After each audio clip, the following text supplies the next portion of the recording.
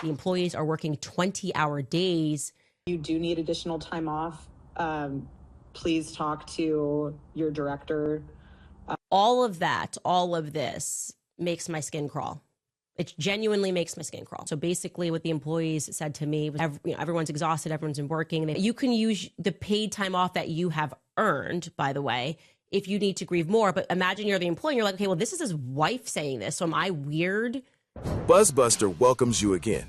Just as many people assumed the story around Erika Kirk had reached its limit, Candace Owens ignited yet another storm of online speculation that quickly took over social media. A fresh round of claims began circulating, with various accounts pointing to alleged industry footage that some users tried to tie directly to Erika. Within hours, the discussion exploded across major platforms, moving so fast it seemed audiences had been waiting for a reason to revisit her past. Rumors now spreading online have led some viewers to argue that the alleged material could shed light on how Erika reportedly gained opportunities in television, film, and even how she first captured the Miss Arizona USA title. Suddenly, a once celebrated pageant moment took on a very different tone. The clip of an announcer naming Erika Franson as the new Miss Arizona USA sent people back through her career path with a far more doubtful and critical perspective. Before Erika Kirk became known as the wife of Charlie Kirk, she actually competed in the 2012 Miss USA pageant, representing Arizona. And here's the twist. At the time, the Miss USA organization was owned by Donald Trump. That means Erika was part of a Trump-owned pageant years before she'd later be seen hugging him at her husband's memorial. What had once looked like a straightforward rise through pageants and entertainment was now being re-examined under intense public scrutiny. Meanwhile, Candace Owens has reportedly spent months looking closely at Erika's documented history, focusing on what she describes as missing pieces and unanswered questions in Erika's public narrative. One area drawing particular attention is the stretch of time when Erika says she was in China doing work connected to exploitation-related situations. At the same time, those claims have not been verified. Supporters have continued to push back, arguing that online theories are moving faster than confirmed facts. Even so, the renewed attention has only deepened the controversy, turning Erika's past into a subject of relentless debate and making every old clip, title, and timeline detail feel newly significant. They have repeatedly and emphatically denied the rumors spreading online about their past. Even so, fresh claims continue to appear, including reports that Erika may have been overseas during that same era while dating her boyfriend at the time. Long before the widely revisited story involving Charlie Kirk was said to have taken place, online conversations had already identified that boyfriend as Josh Harrelson, a professional basketball player with ties to the Miami Heat. Still, the rumor has people digging into Erika's past, questioning how much of her rise was planned versus organic. Is this just another internet conspiracy, or does this story have more layers than we realize? People described in those discussions as being familiar with the situation claimed Erika was living with Josh and frequently traveling wherever his career led. According to those accounts, that included spending significant time in China. What actually happened during that chapter remains disputed, and the full picture is still unclear. Still, that timeline became a major talking point for critics, who argued it did not line up with the public image Erika later presented about her lifestyle and personal history during those years. The scrutiny reportedly went beyond questions about travel and relationships. Erika has said publicly that her introduction to Christianity came through her mother, Lori. However, some online critics have challenged that part of the story too. Their argument centers on claims that Lori allegedly allowed Erika to stay overnight at her boyfriend's home when she was younger. Those allegations fueled even more debate across social media, where users tried to connect those claims to Erika's later statements about faith, upbringing, and values. At the center of all of this is a clash between online speculation and personal narrative. Supporters see a distorted version of events being pushed by internet critics, while others continue to argue that the timeline raises difficult questions Erika has never fully put to rest. You know how Erika Kirk lied about not dating 5 years before she met Charlie Kirk, even though we all know now she was dating a guy named Cabot Phillips, who works at Turning Point USA and knew Charlie Kirk back in 2017. Guess who the new guy is going to colleges?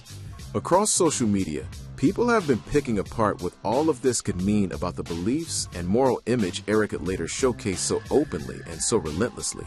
Plenty of the personal stories circulating online remain unverified, and there has been no official confirmation for many of them. Even so, the conversation has only intensified as more accounts from her past continue to surface from individuals who say they were around her during those years. A separate accusation gaining major attention online claims that Erika carefully learned how to step into the role of a Christian influencer, suggesting it was a calculated image rather than the result of a sincere spiritual path. According to reports, some former friends and classmates have expressed real shock at the version of Erika now seen in public. They say the deeply devout, highly spiritual figure she presents today feels completely different from the person they remember from earlier in her life. For some of those observers, the change was not merely noticeable.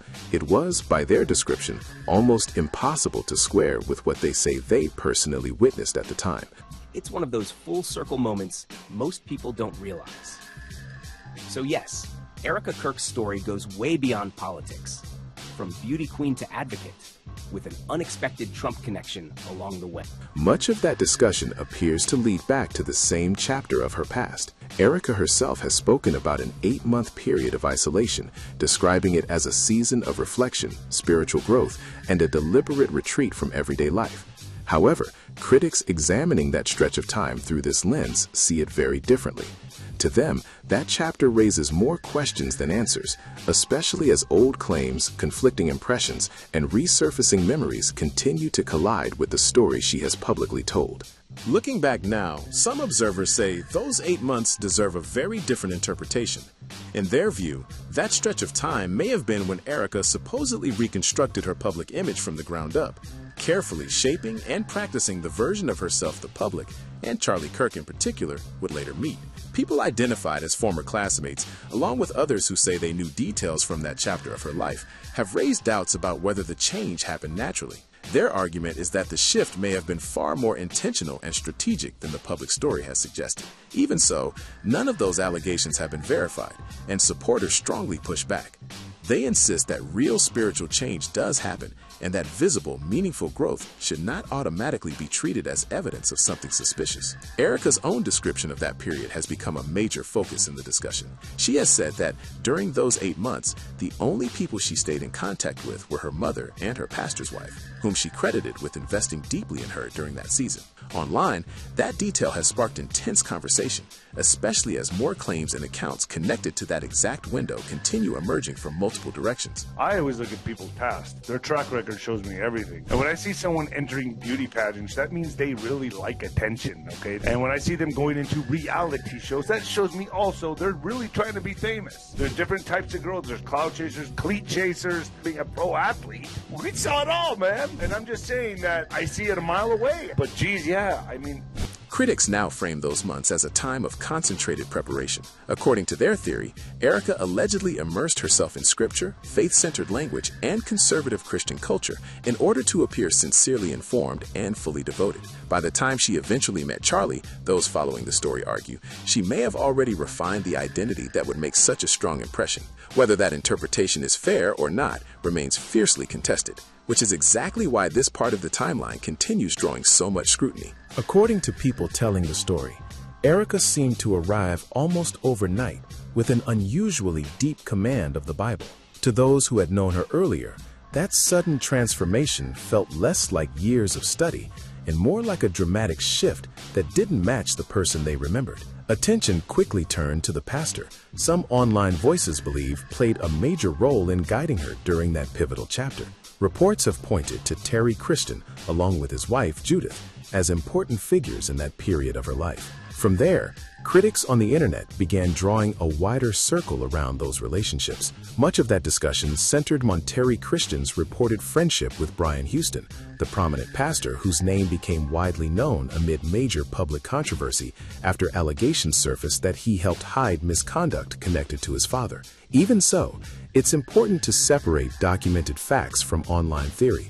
While those broader connections have been debated at length across social media and commentary channels, Erika's direct link to those larger controversies has not been established and remains unverified speculation. It's not passing the smell test. When you're with that type of girl that wants the attention, she wants to be the front and center spotlight, Charlie almost had her as a stay-at-home wife. Charlie was really specific when it came to Christianity and the gender roles, right? Like the wife's job was to support the husband, raise the family, stay at home, make a bunch of babies, right? She just doesn't seem like the type that just wanted to be the stay-at-home mom and make 6 babies and be behind the scenes. She's not doing it now, is she? She's definitely not. That was not the end of the scrutiny surrounding the religious figures connected to her story. Later, Erika launched her Make Heaven Crowded Again tour with Pastor Greg Laurie of Harvest Christian Fellowship. That partnership brought another wave of attention, especially as new reporting continued to emerge around the ministry. By early 2026, Greg Laurie and Harvest Christian Fellowship had reportedly been named in several consolidated federal lawsuits. Those cases were tied to serious misconduct allegations and church-related operations overseas involving Romania. At this stage, those accusations remain part of ongoing legal proceedings, meaning the claims are still being contested and have not been finally resolved.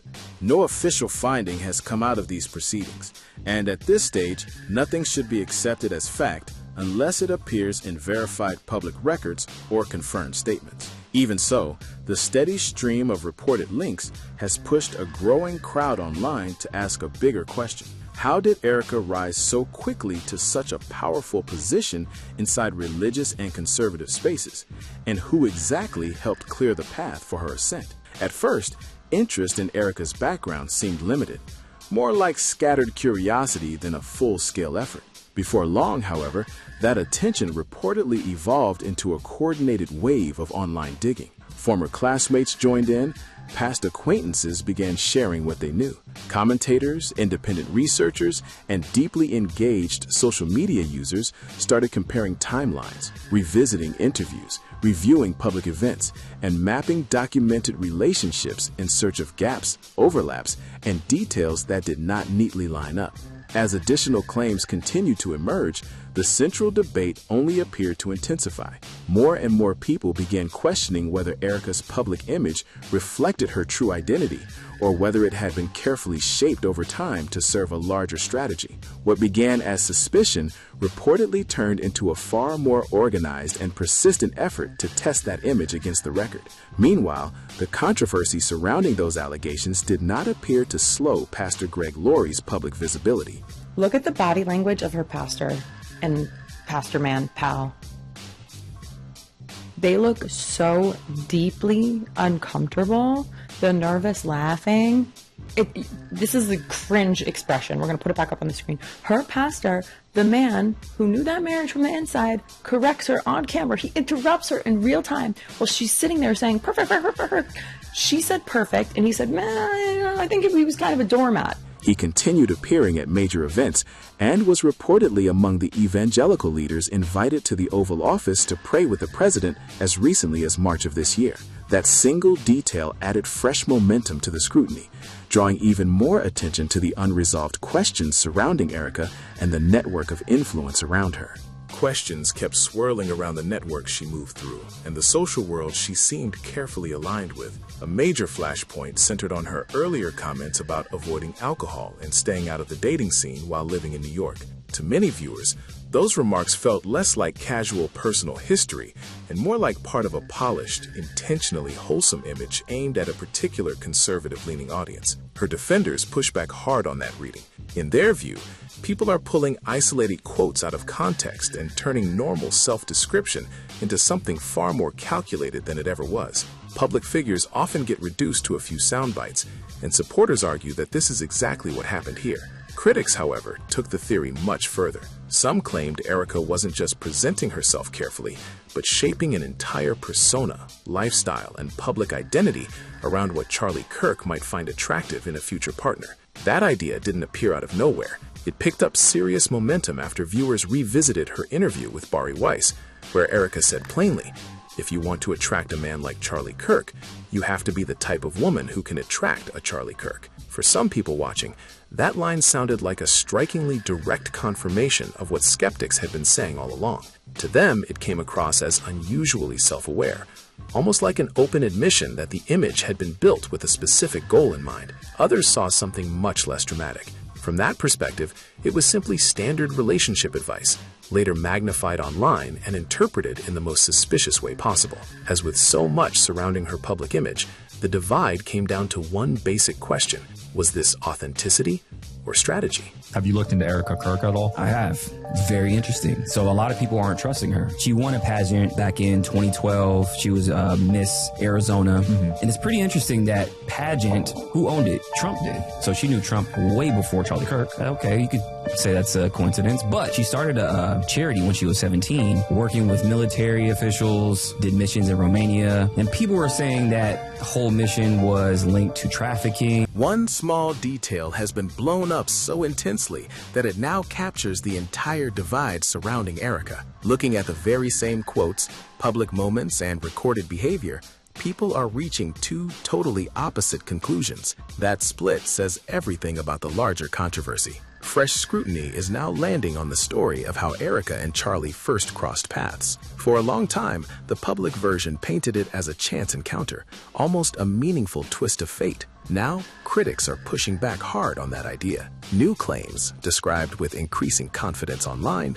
suggest Erika's mother, Lori, along with alleged former contact Tyler Bauer, may have been helping place Erika inside conservative political and social spaces well before the airport story ever became public. None of those claims have been officially verified by a reliable source. Even so, they appear to be changing how many people interpret the couple's origin story. What once sounded like an organic bond, rooted in shared beliefs and aligned values, is, in some corners, being reconsidered as something more carefully guided behind the scenes. Rather than a spontaneous connection, skeptics now suspect the introductions, timing, and repeated closeness that eventually linked Erika and Charlie may have been far more intentional than the romantic version suggests. That possibility has added a whole new layer to the discussion. Across social media, commenters have reportedly been digging through old photographs, public appearances, and known connections, trying to trace just how connected Erika may already have been before the relationship entered public view. As those pieces are debated and revisited, the original narrative is no longer being accepted as easily as it once was. Long before Charlie's name was ever linked to Erika in public, claims had already circulated that she moved through well-connected conservative circles. Exactly how all of those relationships fit together is still heavily debated. Yet the sheer amount of attention being poured into tracing those connections shows how seriously many people are treating the situation. Everything intensified when Candace Owens introduced the detail that for a lot of observers completely changed the way the airport story was being viewed. In her public account, Candace said she was standing right next to Charlie during the very moment Erika has often described as their life-changing first meeting. Despite that, Erika's version of the story has repeatedly left out any mention of Candace being there at all. Across social media and commentary platforms, that missing detail quickly became a major point of discussion. Detractors argue that leaving Candace out made the encounter sound spontaneous, as if it happened by pure chance with no setup involved. Others took a less suspicious view, suggesting the difference could simply come down to perspective, selective memory, or a choice to emphasize a different part of the moment. Even so, critics treated the omission as far more than a minor inconsistency. Candace reportedly went even further, pushing back against the idea that the airport meeting was accidental in any way. Her account framed the moment as something much more intentional, with Lori described as a strong presence working behind the scenes. More specifically, Candace alleged that Lori played an active role in encouraging Erika to go up to Charlie at that exact time. If that version is accurate, the encounter stops looking like a random twist of fate and starts resembling a carefully shaped introduction that only later got presented as coincidence. According to these claims, Charlie may have been on Lori and Erika's radar long before the public timeline suggests they first became aware of him. None of this has been confirmed, and every part of it remains contested. Even so, the allegations have continued to circulate because Candace has described what she says she knows with strikingly precise detail. giving the story far more traction than vague rumor usually gets. When the first reported airport meeting apparently failed to spark the relationship some observers believe was being pursued, critics say another attempt may have followed. In those discussions, Tyler Bowyer is repeatedly mentioned as the person who allegedly helped create a second opening. Posts and commentary online claim Tyler had been talking with Charlie about Erika for months before setting up what looked, at least publicly, like an ordinary business meeting. That is where the story starts drawing even more scrutiny. A number of online investigators have pointed to Tyler as the key figure who supposedly brought Erika and Charlie together in the first place. Because of that, one later public comment from Erika raised eyebrows almost immediately. She said she could not clearly remember how she first met Tyler Bowyer. For critics, that detail has become one of the hardest parts of the story to accept. Their argument is simple. If Tyler truly played such a central role in the connection between Erika and Charlie, forgetting the origin of that relationship feels unusually difficult to explain. As a result, that missing piece has only deepened suspicion, fueled more online debate, and kept attention fixed on whether the publicly presented timeline leaves out a much more deliberate chain of events. Some observers believe this period may have shaped the direction of everything that followed. As researchers compare dates, locations, and public records, a growing theory has emerged. Lori, Erika, and Tyler may have crossed paths far earlier and in far deeper ways than anyone has openly confirmed. A number of people point to possible links through Arizona charter school circles, along with overlapping political connections that may reach back to around 2010. Candace reportedly took that idea even further. According to those claims, the networks surrounding these figures may not have been limited to local or state-level relationships, but could also touch broader international efforts and operational contacts tied to places such as Romania and Afghanistan. None of those more far-reaching allegations have been independently confirmed, and they remain strongly contested. Even so, they fall into the kind of lead that some serious investigators believe should not be dismissed too quickly. One detail in particular drew fast and intense attention online. Erika was reportedly featured in a movie trailer released in November 2010 for a project titled November Renaissance. The film centered on a female spy entangled in high-stakes corporate espionage involving a powerful global organization. That premise alone raised eyebrows, but what truly fueled discussion was where the trailer was filmed. Internet commentators quickly noted that production took place at Fort Huachuca in Sierra Vista. Those locations are widely known for long-standing ties to military intelligence and defense-related work. On its own, that fact proves nothing. Still, when placed alongside the broader web of claims, timelines, and alleged associations, it became yet another piece that many online sleuths felt deserved a much closer look. That level of detail is the sort of thing people rarely let go of, especially in a story already clouded by lingering questions about possible intelligence ties. Candace's continuing investigation suggests the situation may stretch far beyond one clue, one relationship, or one suspicious moment. From the perspective of critics following the case, Erika was not simply an ideal partner for Charlie who appeared through shared beliefs and personal chemistry. Instead, they argue she may have been motivated by a much more calculated goal: building influence, gaining visibility, and moving closer to power. Several supposed former associates have reportedly painted a similar picture. In their telling, Erika stayed intensely focused on climbing social and political ladders, repeatedly seeking roles and opportunities that could put her near cameras, high-profile figures, and well-connected circles. Those claims remain disputed, and they should not be treated as proven fact. Even so, they continue to fuel the larger theory being assembled by people closely watching the story. Because of that alleged pattern, renewed attention is now falling on Erika's earlier appearances, past projects, and old connections with far more scrutiny than ever before. Moves that once looked ordinary to outside observers, whether routine networking or standard career advancement, are now being interpreted by many commentators in a very different light. What used to seem scattered or coincidental is increasingly being presented as part of a longer, more intentional effort. That shift in perception is what has turned older footage and forgotten associations into fresh material for debate. pushing this story into even more controversial territory. Some believe these moves were part of a larger effort to gain influence, open doors, and form strong ties in political, media, and religious circles. At the same time, her supporters say that reading everything through that lens is deeply unfair. In their view, people are taking routine actions, and with the benefit of hindsight, turning them into something far more calculated than they were. Critics, however, see it differently.